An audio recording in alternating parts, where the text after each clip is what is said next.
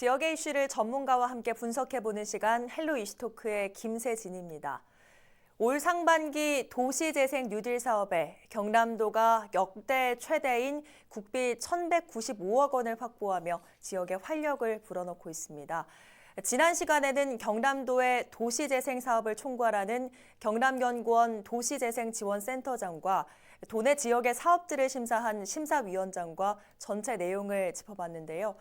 헬로 이슈토크에선 앞으로 3번에 걸쳐 세부적인 사항을 집중 점검해 보겠습니다. 오늘 짚어볼 내용은 경남형 도시재생 뉴딜 사업과 일자리 창출과의 관계입니다. 정규식 경남대대학원 도시재생학과 교수 이재환 바른미래당 청년실업대책 특별위원장 함께합니다. 안녕하십니까? 안녕하십니까? 반갑습니다. 자, 이번 성과 듣고 어떠셨습니까? 도시재생학자이신 우리 정규식 교수님께서는 감회가 더 남다르셨을 것 같아요. 네, 그렇습니다.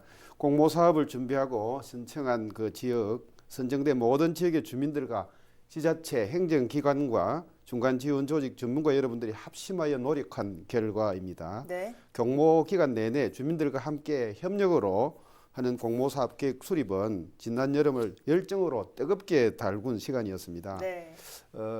도시재생은 경남에서 북상한다 할 만큼 경상남도는 정부의 핵심 국정과제인 2019년 하반기 도시재생 뉴딜 사업 공모에서 전국 최대 규모인 10곳이 선정되었습니다. 뉴딜 사업 공모 시작 이후 역대 최고인 국비 1,195억 원을 확보한 것입니다. 네. 이번에 선정된 사업은 중앙정부 공모 5곳과 강력에서 선정한 공모 5곳이며 특히 중앙 공모 사업 중 중심시가지형은 전국에서 18곳밖에 없는데도 네. 경상남도에서 5곳이 선정됐다는 것은 큰 쾌거라 할 수 있겠습니다. 예. 경상남도는 사업 계획에서부터 실행 사후 관리까지 주민의 주체가 될 수 있도록 다른 강력시와 달리 차별화된 도시재생 뉴딜 스타트 사업과 도시재생 대학을 운영했었습니다. 또 도시재생 전문가들로 구성된 도시재생 지원단을 운영하면서 공모 선정 시까지 맞춤형 컨설팅을 실시하는 등 지역 공동체가 주도하여 지속적으로 혁신하는 도시 조성이라는 도시재생 뉴딜 사업의 정책 취지에 맞게 네. 공모 방식을 채택하여 운영 것이 주요했다고 볼 수 있겠습니다. 예. 네. 자, 이재환 위원장께서는 현재 바른미래당 전국청년위원회 그리고 청년실업대책 특별위원회에서 일하고 있으시죠. 요즘 뭐 청년의 삶이 좀 녹록지 않은 현실에서 이번 소식 정말 반가우셨을 것 같아요. 네, 반갑기도 하며 한편으로는 갈수록 심각해지는 경제 불안과 청년 실업난에 많은 청년들이 일자리를 찾기 위해 수도권을 비롯한 타 지역으로 떠나고 있습니다. 예. 도시재생 뉴딜 사업을 통해 청년들이 떠났던 고향으로 돌아올 수 있고 지역에서 활동하는 청년들이 더 이상 우리 마을을 떠나지 않아도 되는 기회가 되길 기대합니다. 도시재생 뉴딜 사업의 주요 핵심은 문화, 예술, 관광입니다. 네. 즉 볼거리, 먹거리인데요. 국비 지원을 계기로 지역경제 활성화 등으로 청년 일자리 창출에 기대하는 이들이 있는 반면 실질적으로 큰 도움이 되지 않을 것이라는 우려도 존재하는 것이 사실입니다. 네. 자, 오늘은 지난 이슈토크에서 조금 더 구체적으로 들어가서 일자리 창출 부분을 좀 살펴볼 텐데요. 앞선 시간에서는 도시 재생 사업에 인력난이 좀 존재한다, 이런 분석이 좀 있었습니다. 그렇게 인력이 부족하다는 건 결국 일자리가 있다, 그래서 사람이 부족하다, 이런 의미로 좀 해석을 해도 되겠습니까? 네, 그렇습니다. 전국 최대 규모로 도시재생 뉴딜 사업이 선정돼 국비를 확보함으로써 일자리 창출, 청년 창업 등 경제적 조직 육성에 기여하고 지역 경제 효과에 기여하는 기회가 될 것입니다. 특히 이번 공모를 계기로 2017년부터 현재까지 경남은 총 24곳이 선정되었고 네. 경남도는 이를 통해 원도심 공공기능 회복과 지역 경제 활성화, 사회적 기업 확대, 일자리 창출 등의 사업 효과를 거두게 되면 도민들의 소득 증대와 삶의 질 향상과 경제적 효과를 동시에 가져올 것으로 기대하고 있습니다. 예, 그러면 이 사업이 진행이 되면 실제로 어떤 일자리들이 지금 생기는 겁니까?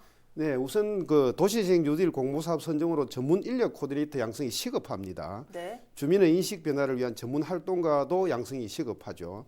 실제 사업에 적용될 사회적 기업가와 종사하는 인력 수급도 필요할 것입니다.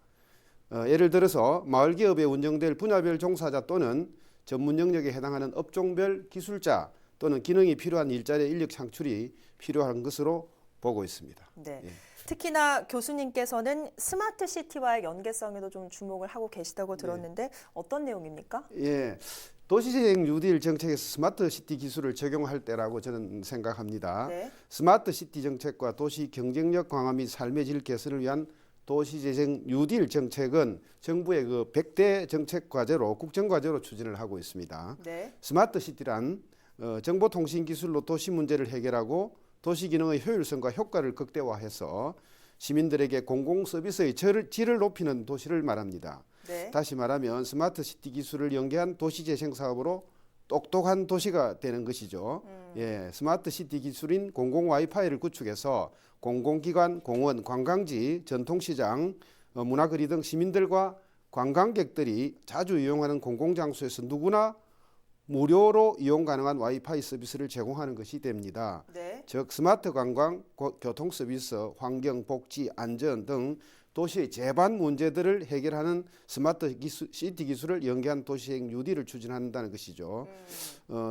그래서 지방자치단체는 초강력 서비스망을 구축해서 사용자의 빅데이터를 활용한 다양한 자체 사업 추진이 가능하게 될 것입니다. 네. 또한 통신 인프라를 구축해서 향후 수익 모델 개발 및 비용 부담 최소화로 스마트 시티 기술을 연계한 일자리 창출과 도시재생 뉴딜 정책으로 영리한 도시가 되어서 시민들 삶의 품격을 높일 수 있는 기회가 될 것이라고 봅니다. 네. 예, 정보통신 기술의 혁신은 사회 혁신과 더불어서 스마트 시티 시설을 연계한 맞춤형 도시재생 방향으로 나아가게 되는 것입니다. 네. 도시재생 사업에서 스마트 시티 기술을 적용하는 것은 기존의 쇠퇴한 도시 기능을 활성화하는 효과적인 방법이 될 것이고 주민들의 삶의 질을 개선하는 것은 물론이고 주민들의 통신 비절감과 경제적 효과를 더하게 될 것입니다. 또한 지역 주민들의 편의를 위한 에너지 자립하는 친환경 마을, 주차난을 해소하는 공유주차 시스템, 네. 세프티드 구축으로 한 안전한 마을,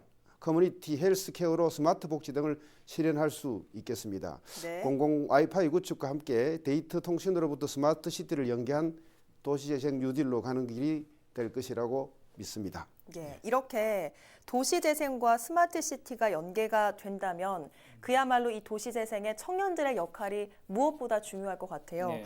요즘 또 뭐 IT 세대라 불리는 청년들의 취업이나 창업 경향과도 좀 맞물릴 것 같다는 생각이 드는데 어떻게 보십니까? 예, 판매자와 소비자를 연결해주는 앱 하나로도 많은 수익을 창출하는 요즘 스마트 기기에 익숙한 청년들에게 스마트 시티 기술을 도시 재생에 적용하는 것은 충분히 매력적입니다. 네. 일전에 제가 스마트 시티 관련된 소프트웨어 업체 관계자들과 만난 적이 있는데요. 네. 교수님 말씀처럼 공공 와이파이 구축을 통해 지역 명소, 맛집, 공예품 판매점 등 그 도시의 정보를 한눈에 볼 수 있는 공공 플랫폼이었습니다. 네. 그때 제가 놀랬던 부분은 다양한 정보를 취합한 그 플랫폼은 지역의 소식 전달 및 홍보 못지않게 개발 과정에서 IT 분야 청년 전문가, 요식업 청년 전문가, 청년 문화 예술 등이 다양한 인물들이 참여하여 각자 마케팅을 한 부분인데요. 네. 이를 보면서 우리 경남에도 이런 인재들이 많았으면 좋겠다는 욕심도 가지게 됐고 또 이런 인재들이 경남에 모이고 성장하기 위해서는 관련 시장이 하루빨리 성장해야 된다는 생각을 하게 됐습니다. 네. 만약 도내 지자체도 공공 와이파이 구축을 하고 있어 이와 관련된 공공 플랫폼이 개발된다면 지역의 빅데이터를 활용하여 취업, 창업 등에 활용할 뿐만 아니라 이를 활용한 각종 IT 기술, 소프트웨어 등을 개발할 기반이 될 수 있으며 창업 초기 비용, 홍보 비용 등의 감소로 실질적인 도움을 줄 수 있습니다. 예. 그러면 장년층이나 노년층의 일자리는 어떻게 좀 창출이 될 거라 보십니까?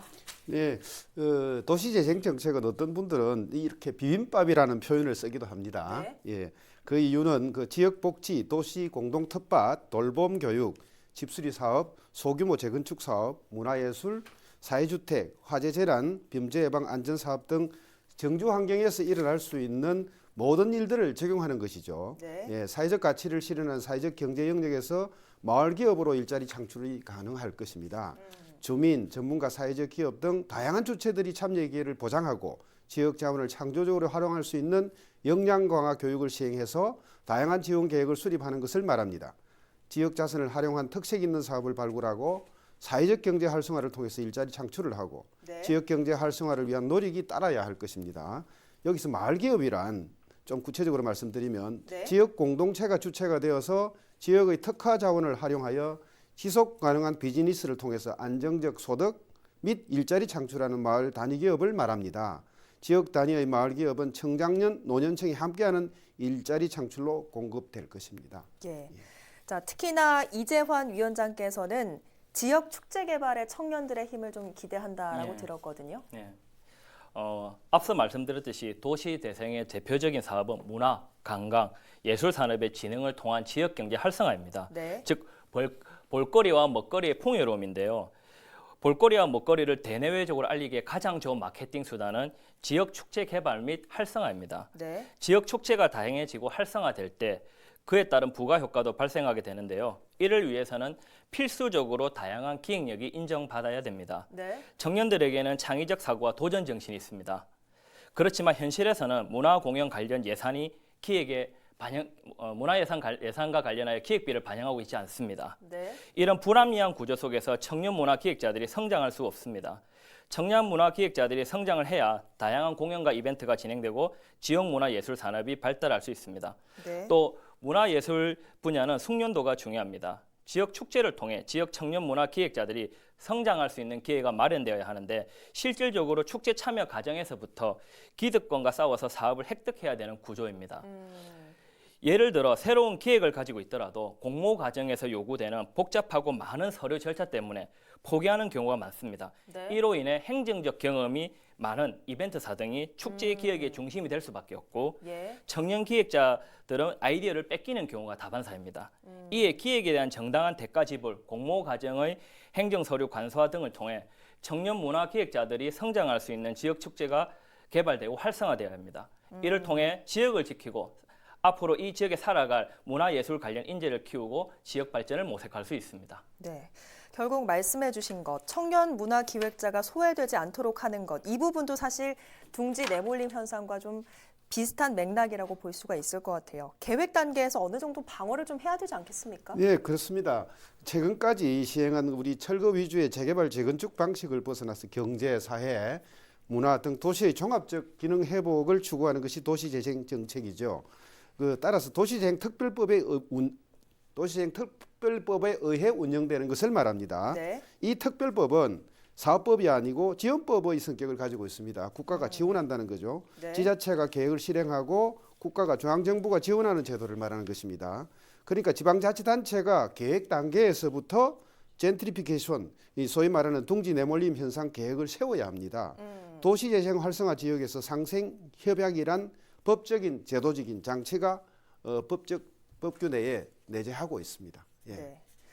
자, 이렇게 일자리 공급이 되고 이에 따라오는 방어책도 마련이 됐다고 한다면 공급되는 인력의 전문성도 뒤따라야 될 것 같은데 이 부분은 어떻게 보십니까? 네, 각 지자체는 도시재생 전략 계획을 수립하고 사업 공모 신청을 해서 지역 특성에 맞는 활성화 계획을 수립합니다. 그래서 각 주체별 역할 변화에 따른 도시재생 전문 코디네이터, 전문 활동가 등 인력 양성이 시급한 실정입니다. 네. 도시재생 뉴딜 사업에 있어서 정책의 속도는 빠르게 진행되고 있고 범위는 확대되어 갑니다.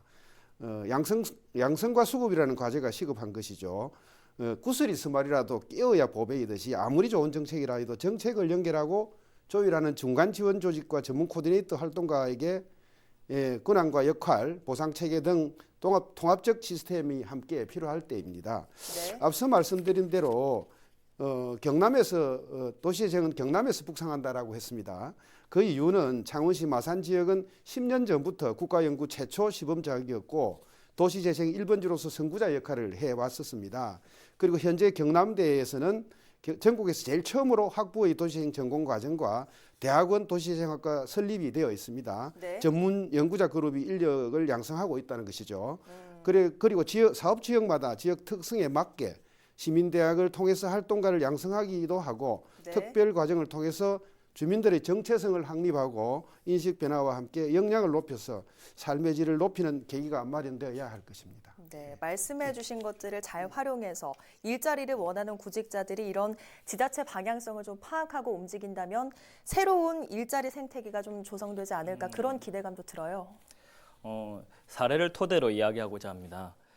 청년 문화 예술인들을 양성하기 위한 여러 가지 프로그램 중 창원시 문화예술가가 문화인력 양성을 위해 일명 창원문화예술인, 줄임말로 창문이라는 플랫폼을 만들었습니다. 네. 문제는 창문에서 수료생을 배출하고 있지만 이들을 직접 양성한 창원시조차도 이들을 활용하는 부분에 대해 관심이 적다는 것입니다. 도시재생 관련 문화예술 분야의 다양한 사업은 예총, 민예총 등에 주로 배정되다 보니 창문을 수료한 청년 예술인들은 수료증만 가질 뿐 실질적으로 현장에 투입될 기회가 적습니다. 네. 이는 인력 양성이라는 명분만 충족할 뿐 사후 관리 없는 시스템으로 인해 전문 인력을 키우지 못할 뿐만 아니라 지자체의 인력 양성 정책에 기대를 한 청년 문화 예술인들에게 그러면 그렇지라는 상실감만 초래할 뿐입니다. 네. 심지어 창문 출신들의 역량을 실험하는 장으로 기획됐던 창원 거리문화 페스티벌의 경우에도 당초 취지와 무관하게 성과주의적 결과물이 되어 전문 업체를 섭외하는 공모가 진행된 것만 보아도 실질적으로 지역 청년 문화 예술인들에게는 성장할 기회가 적다는 것을 알 수 있습니다. 네. 그래서 저는 지자체가 행정적 성과물을 만들기 위한 사고에서 벗어나 어떻게 하면 우리 지역의 문화예술계를 짊어지고 갈 청년들을 제대로 잘 키울지, 이를 통해 우리 지역을 어떻게 발전시킬 것인지에 대해 깊은 고민과 현실적인 방안을 모색할 때 또 다른 일자리 생태계를 조성할 수 있다고 봅니다. 네. 자, 수료생을 배출했지만 지자체는 활용 부분에 관심이 적다. 자, 이런 부분에 인재를 양성하고 계신 교수님께서도 고민이 좀 크시겠어요? 네, 이 도시재생 사업은 시작도 중요하지만 지속 가능한 발전이 더욱 중요하죠. 때문에 꾸준한 전문 인력 양성 시급을 앞서 말씀드린 바가 있습니다. 교육기관과 단체의 필요성은 여기에 있다는 것이죠. 요즘 경남 도립대학들이 어려움을 겪으면서 생존 방안을 강구하고 있다고 들었습니다. 경남도가 발전 방안 수립 용역 보고회를 열어서 지역 혁신 전문 직업 인재 양성 대학으로 꾸릴 예정이라고 하는데 도시재생 분야의 한 부분 전문가 양성 과정도 생각해 볼 수 있지 않겠는가 생각합니다. 결국 도시재생 지역과 타 지역의 상생과 공존 방안이 필요할 것으로 예측해 봅니다. 예. 네. 어쨌든 큰 틀을 마련하는 지자체와 기관에게 도시재생 사업과 일자리 창출을 한 맥락에서 바라볼 때 당부하고 싶은 말씀이 많으실 것 같아요. 네. 도시재생은 앞으로 지역을 지키며 살아갈 사람들이 중심이 되어야 하기에 시설을 남기는 것을 목표로 하는 것이 아니라 사람을 남기는 것을 목적으로 해야 합니다. 두 가지를 당부하고 싶습니다. 하나는 다양한 기획을 할 수 있는 청년 문화 예술인들을 포함해 향후 지역을 책임지고 갈 인재를 양성하는 것을 목표로 해야 합니다. 도시재생 사업과 관련해 청년 문화 예술인, 청년 창업가, 유관기관 관계자 등과 여러 대화를 나누면서 느낀 것은 서로에 대해 부정적이라는 것입니다. 네. 청년 문화 예술인의 경우 성장의 기회가 없다고 주장하는 반면 유관기관은 실력 있는 인재들이 부족하다고 말합니다. 또한 세금으로 주요 사업이 지원되는 관계로 인해 정치적 영향을 배제할 수 없습니다. 유관기계 관계자나 청년 문화예술인, 청년 창업가 등은 앞으로 그 지역에서 같이 살아갈 공동체 구성원 중에 하나입니다. 네. 그렇기에 어떻게 하면 수의 계약을 통해 지원금을 잘 받을까 고민하기보다 어떻게 하면 잘 성장하여 개인과 지역에 도움이 될 수 있을지를 고민하는 청년 문화예술인과 청년 창업가를 찾아 양성하는 근본적인 노력이 절실합니다. 다른 하나는 정무적 판단보다는 철저하게 정책적 관점에서 접근해야 합니다. 행정이 자치단체장의 성과에 치중하다 보면 선거 때마다 도시재생센터 등 일자리에 자기 사람을 심는 경우가 많습니다.